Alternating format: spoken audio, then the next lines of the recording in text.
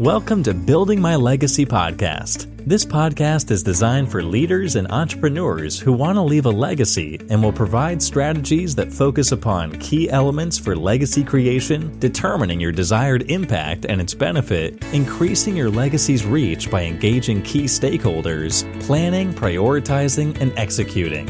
Here's your host, Dr. Lois Sonstegard. Welcome, everybody, to today's Building My Legacy podcast. I have with me today Dr. Osler. He is a trauma surgeon. He's an epidemiologist. He's become an avid researcher and statistical analyst relative to COVID and some of the things that we're going through right now. And he is also an entrepreneur. He has created a company really looking at how do we sit and support the back, the spine, so that we don't have some of the problems that we have. And Dr. Osler, before we get started, if you could just share a little bit more about your background and how you got onto this journey that you've been on, because it certainly is quite a journey. And then we'll go from there in terms of some of the things you've done. No, it's been interesting that, my career just kind of generates itself, one thing leading to another.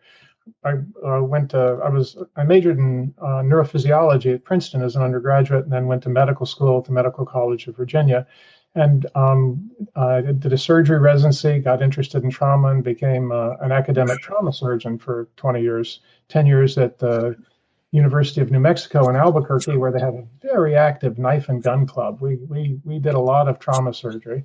And then another 10 years here at the University of Vermont, where pretty much people don't shoot and stab each other. It's a little more sedate. But people still wreck their cars and get burned and fall out of trees. A pretty busy career as a trauma surgeon. But then I got a master's degree in biostatistics and a grant from the NIH for a few $1 million, and I started studying how we could decide which trauma centers were the most effective, learn from the best, and maybe help the laggards catch up. So I got interested in the epidemiology of trauma and mathematical modeling and that sort of thing, which took up another 10 years. But as I started doing that kind of computer work, I found myself sitting a lot. As a surgeon, I'd been up and around, the OR, the ICU, the clinic, back off to the ER, back to the OR, kind of stuff. But when you sit all day writing computer code and reading and thinking, boy, my back started to kill me. And I thought, well, I've been to medical school, I can figure this. It turns out there's almost no research and none of it any good about why people have back pain. So I took a deep dive and discovered that mostly it's because our chairs are really bad. And I started looking around for better chairs, and there really weren't any. So I thought, okay, fine, we'll just make one, which is sort of a preposterous thing for a guy who's, spent his whole life in an operating room sewing up gunshot wounds. But I'm lucky that I live in Burlington, Vermont, and there's a very active makers community. And, I was embraced when I showed up with an idea by people who knew far more about how to make stuff and how to manufacture stuff. And crucially, how to manufacture stuff in a way that was sustainable, both ecologically and economically. So we set up a little company and started making chairs that make people sit better. And it's kind of tough love, by causing people to balance while they sit. They engage their core, their posture gets better, and crucially, they're moving the whole time. We as human beings have been hunter-gatherers for the last 3 million years, and so our evolutionary background requires, uniquely among primates, that we exercise every day. Bonobos, chimps, gorillas, orangutan, all these other cousins of ours are fine just sitting around all day cracking nuts and then lumbering up into a tree at night. But humans, when we took the fateful step out onto the savannah, became hunter-gatherers, and our biochemistry came to expect that we would walk miles a day, maybe many miles a day. Worked fine for 3 million years, but then in the last 100 years, we all sat down, and first, in offices and now in home offices, staring into a pixelated screen. And it turns out that's catastrophic for our metabolism, for our posture, And it's generated two epidemics: an epidemic of back pain. 80% of America at some point in their lives develop back pain, and an epidemic of what we call sitting disease. It's a constellation of obesity, diabetes, and heart disease that really is taking 2 or 3 years off of everyone's life. If you just sit slumped in front of a computer 8 hours a day, as is the norm, you're losing years of your life. It's really an epidemiologic emergency that's hiding in plain sight. And you may have heard that sitting is the new smoking. And the analogy is quite strict. Smoking was just normal. Everybody smoked in the 50s. Doctors smoked, everybody. So it was hard for anyone to see that smoking was killing people. And even the biostatisticians, Emil Fischer, the most famous biostatistician of the last century, was famously a smoker and said he didn't think you could prove that smoking caused lung cancer.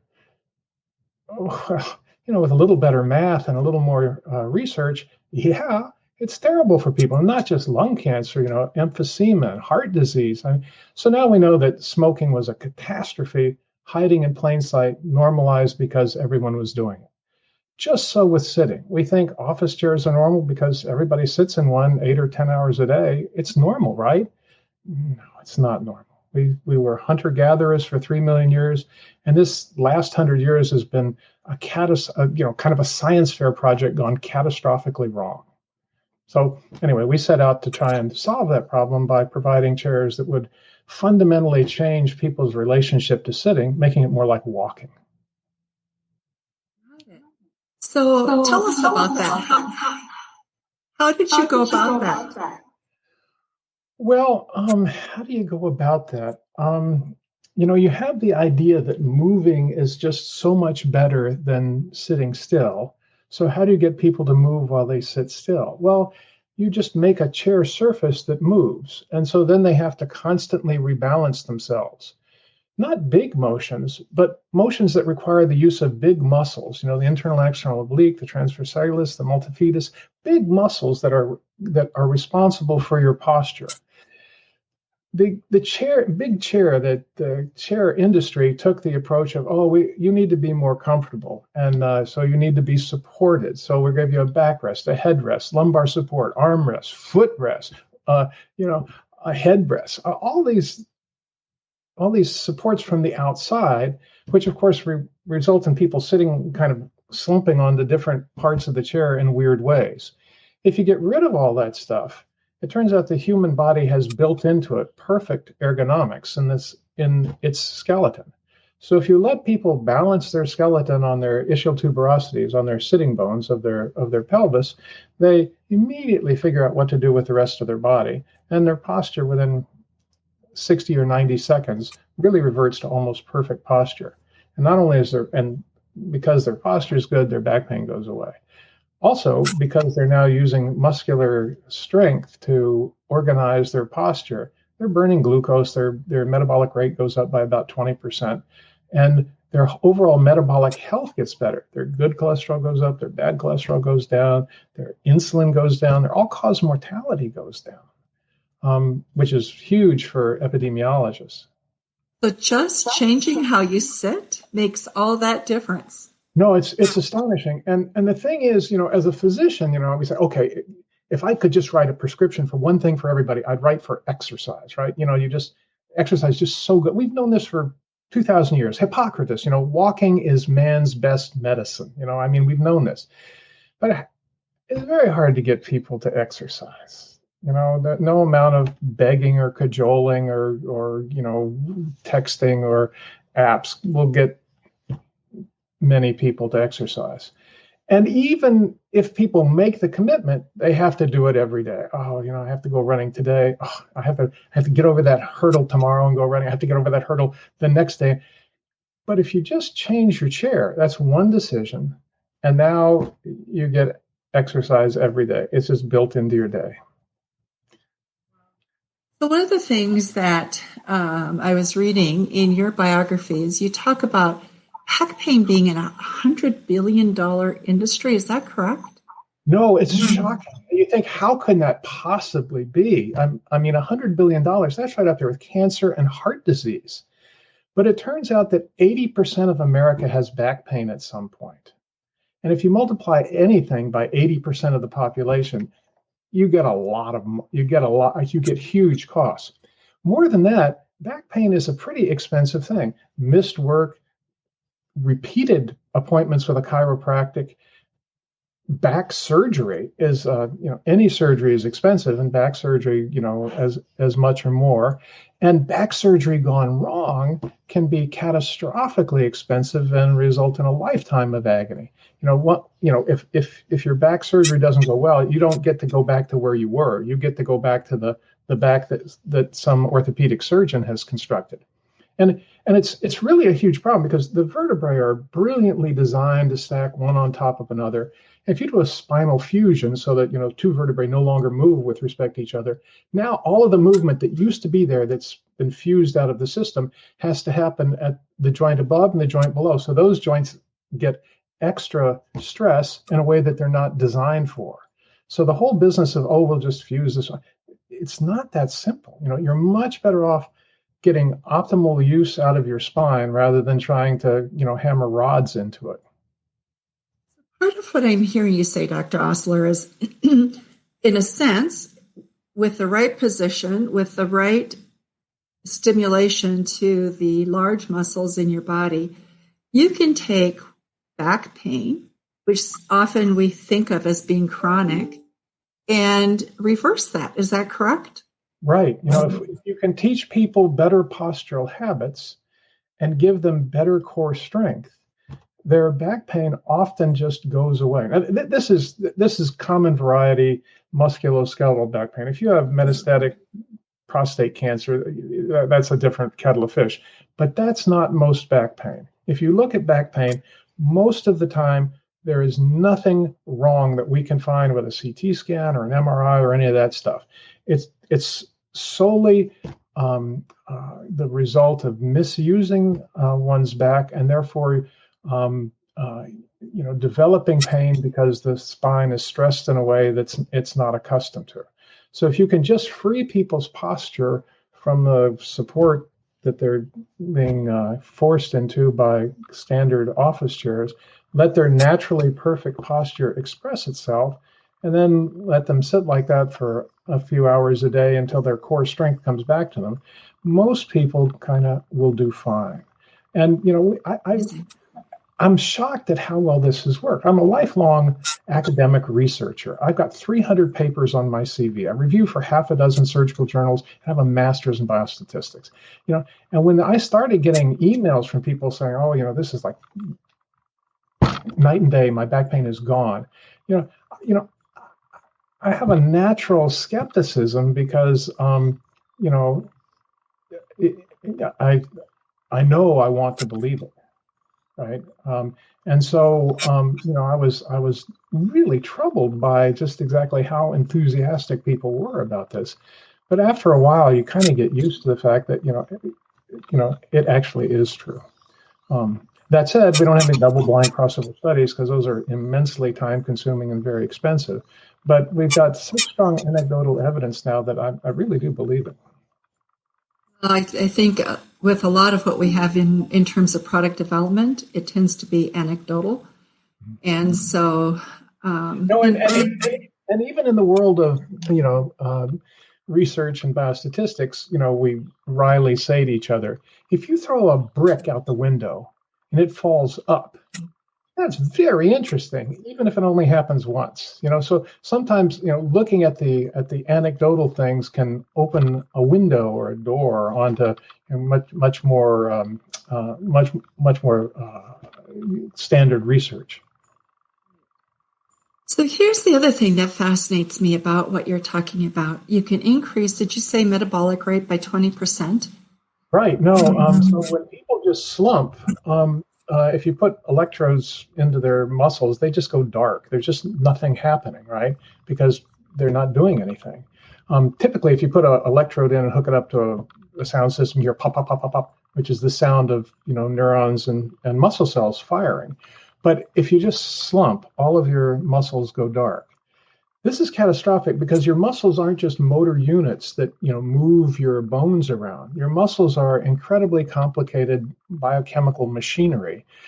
And, they're constantly producing transmitter molecules and regulating your milieu intérieur. And so those who exercise, have, lower bad cholesterol, higher good cholesterol, lower insulin, because their muscles are constantly rejiggering their internal biochemistry.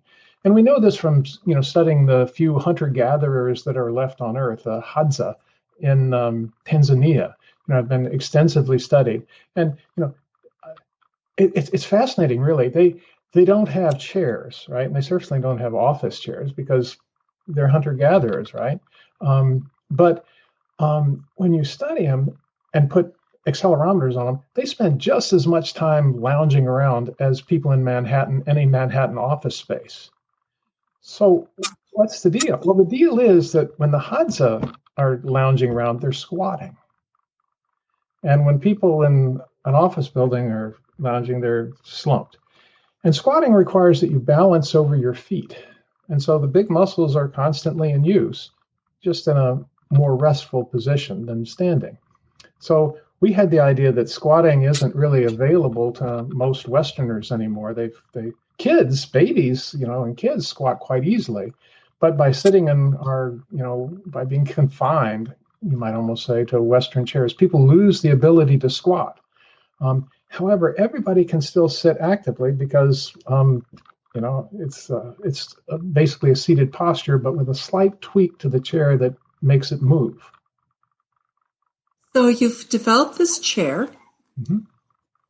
to really address these issues. It's in production at the moment. You sell them. How do people purchase them? Where are they available? So we're exclusively. This is the 21st century. We're exclusively online, unless you happen to live in Burlington, Vermont. And then we'll drop one off. And we do that. We drop off 20 chairs with Vermont Public Radio and 25 chairs with Burton snowboards, and just people too. So if you're in Burlington, we could just drop one off for you. But if you're anywhere else, we put it in a box and we mail it to you. We have help with that now. A company called Manufacturing Solutions Incorporated in Morristown, Vermont, about an hour from where I'm sitting, takes our chairs and puts them in boxes, slaps a label on them, and off they go. So we've sold we're on track to sell $1 million worth of these things this year. So we're a profitable company here in Burlington, Vermont, with something we designed and make in Burlington. Price points are about where with your chair? Our goal is to make these things so goddamn cheap everybody can have one. That's the epidemiologist in me. Now, I have friends who are part of our chair enterprise, and they sternly admonish me that we have to make a profit, or because if we go out of business, we can't help anyone. So there's always this tension between me trying to give things away and other people trying to keep me from putting us into penury. But so the price point is $350 with the idea that if we can get more efficiencies of scale, we can drive the price point down. That said, way cheaper than going to your chiropractic a couple of times, and we're way cheaper than any other active chair on the market because that's our company DNA. Our goal is to change the way the world sits, and we'll make money. I'm not too worried about that. Here's what's interesting. You take a look at what the health clubs did and getting health partners. There's some other groups that have will pay for your membership if you will use the health club X number of times a week because they've discovered that it actually makes people healthier and they cost less to the insurance company. But only if they go. Only if they go, and if actually when they go, instead of going to the lounge and working in the computer, they're actually exercising, because I know people who do that also. They get their price break, but they're not exercising. So, but what I'm fascinated by is if indeed your metabolism goes up, back pain decreases or is minimized, and you decrease the cost of healthcare, it is something that actually could be very interesting to a lot of insurance companies as a way of dealing with some of the chronic problems. Sure. So, and businesses too. The average business spends $200 per employee per year on back pain. So if you could solve that problem for them, you would have done them a great service. and now, Dr. Osler, with people sitting at home and working, at least in the past, you had to get in the car and drive to the office and walk from the parking lot to your office.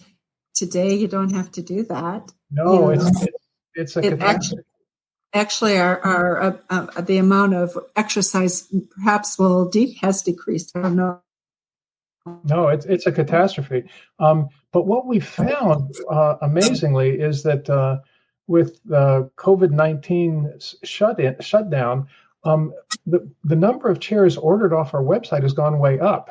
As people are trapped in their home offices and say, "Oh, I'm going to be trapped here for a while. I better do something." And so, people with their home offices are spontaneously finding their way to our website.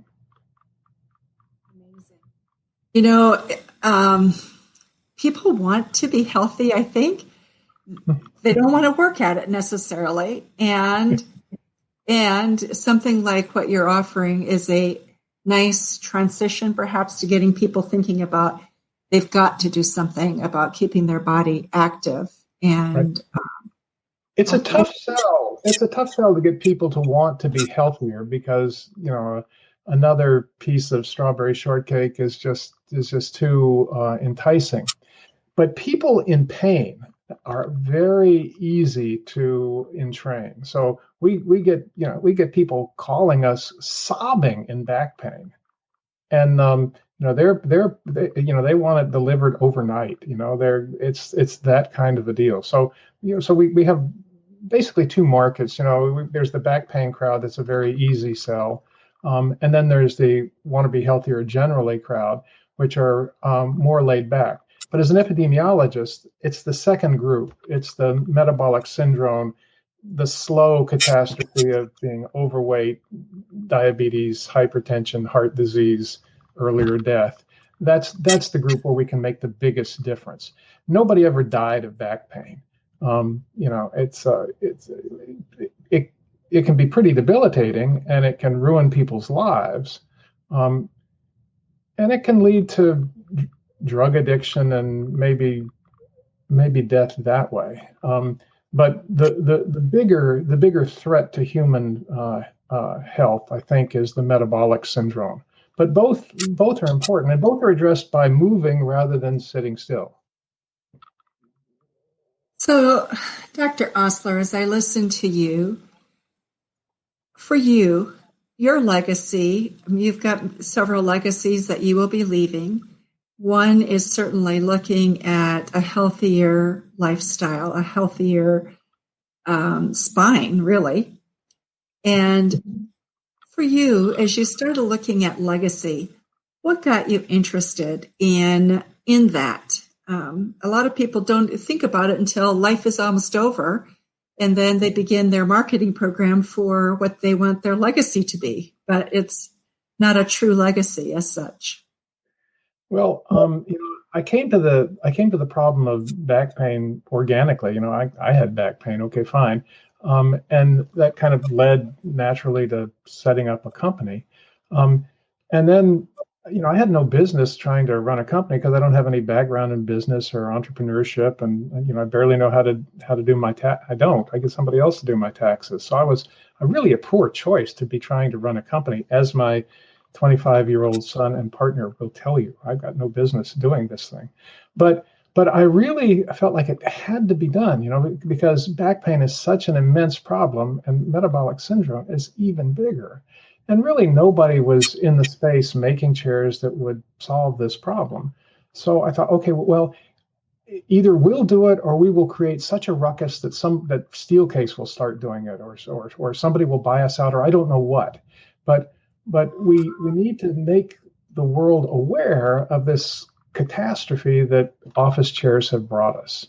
I go to academic ergonomic conferences because I'm comfortable in that space. I've been to so many academic conferences, and I met a guy at the Ergo Expo in Las Vegas, Nevada, a year ago, who was on the design team for the Herman Miller Aeron chair in 1994.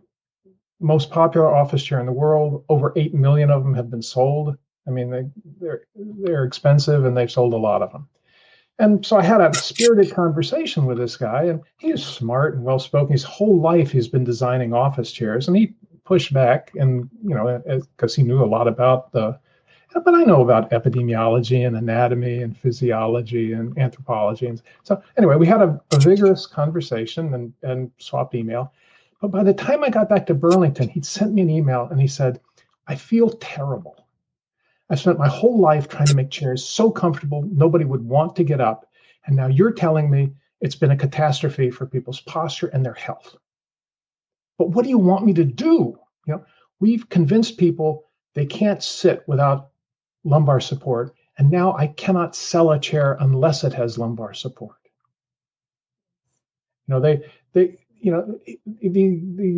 big chair is like tied to its legacy so tightly that they can't evolve.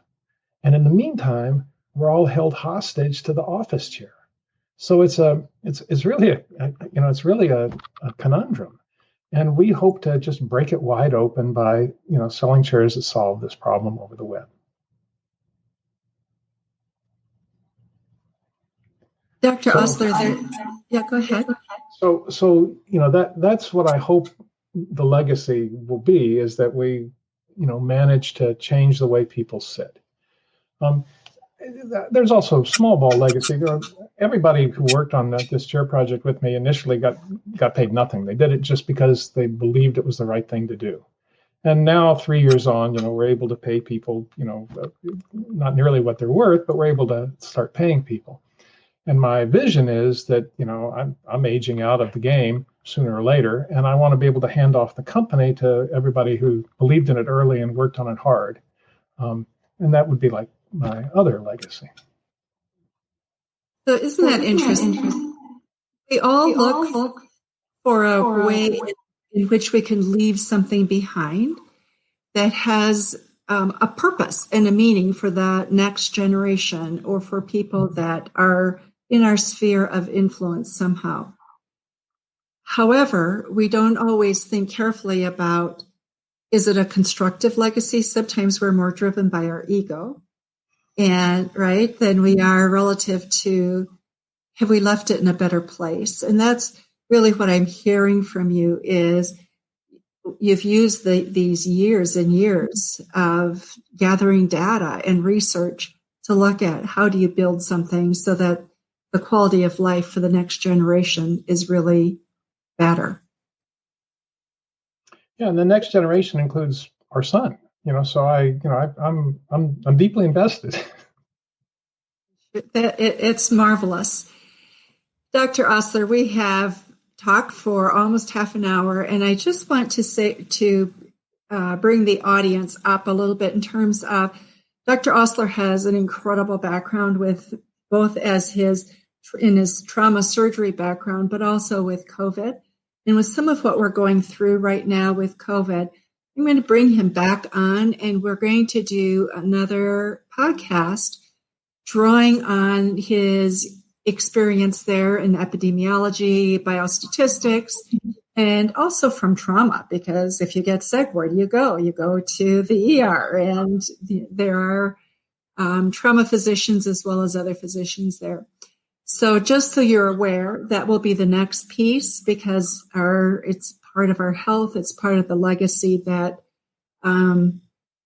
Dr. Osler will be leaving for future generations of medical students and residents, physicians, and for all of us. So last thoughts before we move on and think about the next podcast that we're going to do together. Well, I don't know. It's been swell. Thanks for letting me go off on all this. My wife will be so grateful, because tonight she won't have to listen to me talk about this stuff. We can talk about something else. I got it off my chest for today. So the other thing for those of you who are listening is we will have information about the chair that Dr. Osler has designed. It will be in the show notes that you will be able to review. And in there will be information about how you can contact Dr. Osler and get information about the chair should you want to order it for your school, your business, your home, whatever. Right. We have a version. We have a free version for schools. Okay, tell us quickly about that. So the quickest description would be go to buttonchairs, buttonchairs.org, buttonchairs.org. We have a project where we give away a design that schools can make as many of active chairs as they want if they can have access to a CNC router. I did a TED talk on it. If you Google TEDx Osler, you'll find my TED talk about free chairs for schools. Okay, perfect. So we'll get the link in the show notes for that as well. And look forward to future conversations with you, Dr. Osler. Thank you so much for being with us today on Building My Legacy podcast. It's been fun. Thanks. You are welcome. You've been listening to Building My Legacy podcast with Dr. Lois Sonstegard. To book your appointment with Dr. Sonstegard, visit www.buildtomorrow.com.